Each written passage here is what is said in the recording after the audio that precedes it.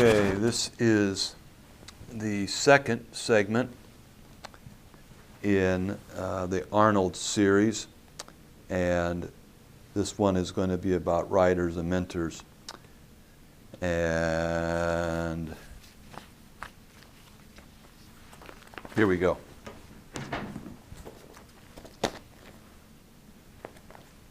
Welcome back to the instructional video series of the Agon Institute of Sports Ministry for our models, 21st century models of sports ministry course. We're in a second segment with our topic of Dr. Thomas Arnold. And Arnold was the premier educational person in that day and age, in the mid-1800s. And in fact, much of today's instructional and teaching, educational kinds of methodology still has a root with Thomas Arnold and his son. And in fact, a lot of even today's education courses talk about him very highly. The pictures that you're seeing in your PowerPoint are artist renderings of Rugby School, and the pictures, the real-life pictures, are those that I've taken as I've done my field work and research into these. Well, we've brought Thomas Arnold out of being the headmaster, principal, if you will, at Laleham, and now he's at Rugby. Now, one of the things I need to disabuse you of is that Rugby was not a school where people went to learn how to play the sport of rugby, but rather it was a school, a very strong academic school, along with Eton and Derby. These schools, Repton School at Derby in England, were like three of the most profoundly influential schools of the day, and still are to a large degree. But rugby, the sport of rugby, evolved. It was created at Rugby School. It wasn't a school for rugby. It was an academic institution that the sport of rugby grew out of, and grew out of Arnold's influence and culture that he instilled there. Well, your first PowerPoint there says that Arnold inherited over 100 students, and it grew quickly to over 300. And he set out to change the tone at Rugby. He wanted not only to be the headmaster, but also the chaplain. And so this meant that he would teach in this classroom, but he would also become the chaplain. He became ordained. He would do the preaching, and he wanted to do the deepening of the spirituality of the school without increasing the chapel times. He didn't equate chapel time numerics with overall spirituality. He wanted to become much more part and parcel of everyday life. He believed that the headmaster was called of God to make the school a Christian school. Go to your next slide there, and you begin to see some of these roles that he played. The role of chaplain. You see him preaching. And he did preach constantly in these services to students. And in fact, he assembled whole books that had nothing to do except have all of his preaching written out so they could read these sermons. And these sermons were more addresses or talks. They were very relevant. They were always in respect to the nature of temptation that these young men would face, and at that point it was only men that were under his tutelage. They were of a practical nature, and that he was trying very much to help his students grow and face these temptations. Well, the next picture shows him in his office, sitting across his desk. And this is where he would take the role of being a real mentor to these students. He would take the role of sitting down with them one-on-one. He wanted Christianity to become moment by moment. He could not tolerate the idea of separating the sacred from the everyday, the secular, if you will. He believed that Christianity needed to be learned how to be lived moment by moment, and that the sacred needed to be very present with us each and every second of each and every day. He believed that the Bible addressed all new areas that would come up, and thus biblical disciplines should be taught because they could cover everything. In your next PowerPoint slide, you'll see a picture of Thomas Hughes, one of his students, one of Arnold's students, who has come back to this altar at Rugby School, where he had heard Arnold preach so many times and where he had been encouraged to pray as a young prep student.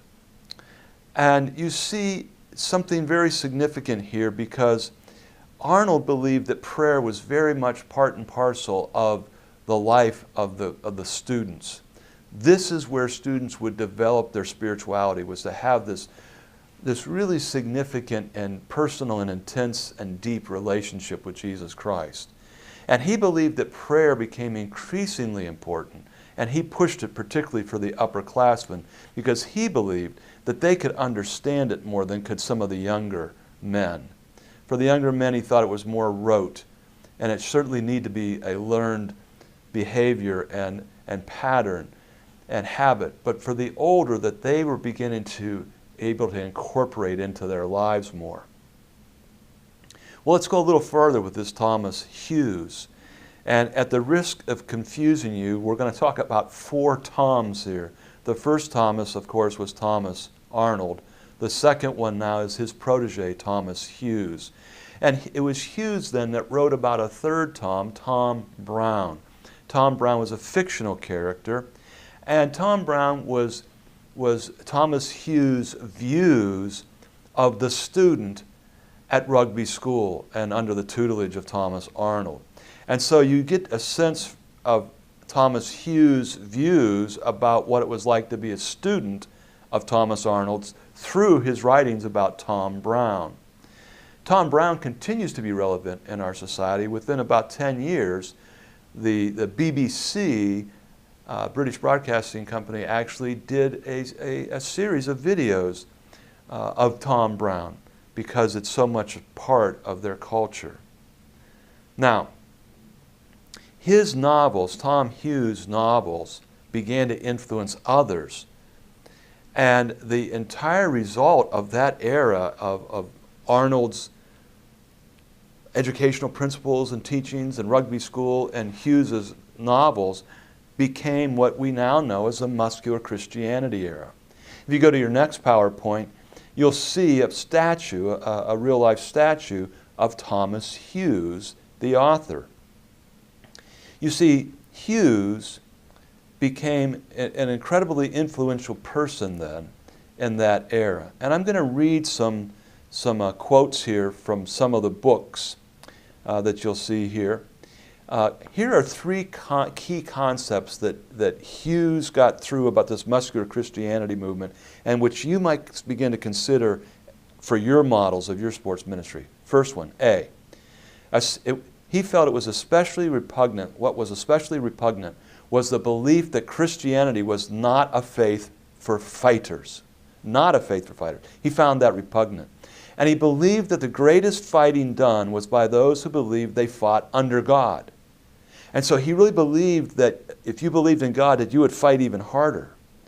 B, he admitted that war was evil unless it is the clear path of supreme duty.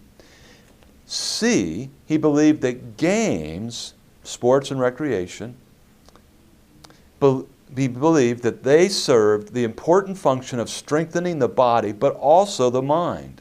And both body and mind were given by God, and therefore must be developed, must be strengthened. And so these games were important. Sport was important for their educational, their disciplinary, and their value instilling functions. He said, quote, perfection of character to be reached by moral effort, end quote. Now, this book goes on to say that by participation in sport, boys could learn lessons and develop values that would act as an ethical leavening to permeate the larger non-sport world. So these thoughts then went on to influence a 4th Tom, Thomas Carlyle, who along with Tom Hughes and with Charles Kingsley, began this whole muscular Christianity movement. And in fact, it was Carlyle, or rather Kingsley, that was credited to coin the phrase muscular Christianity through his novels, especially two that I would recommend that you would read, Westward Ho, and 2 Years Ago. That's the name of the book, 2 Years Ago. These concepts that were embodied in Hughes' Tom Brown's novels came through in Kingsley's characters as well.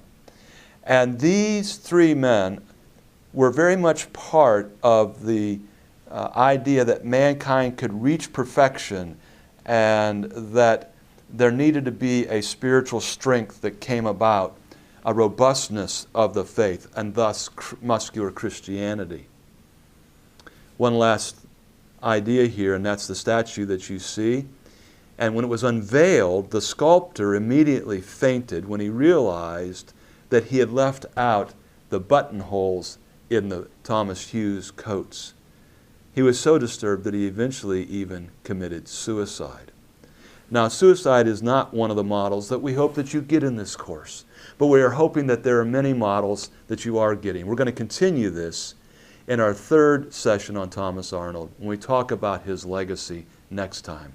I'm Dr. Greg Linville for the Agon Institute of Sports Ministry. Thanks for joining.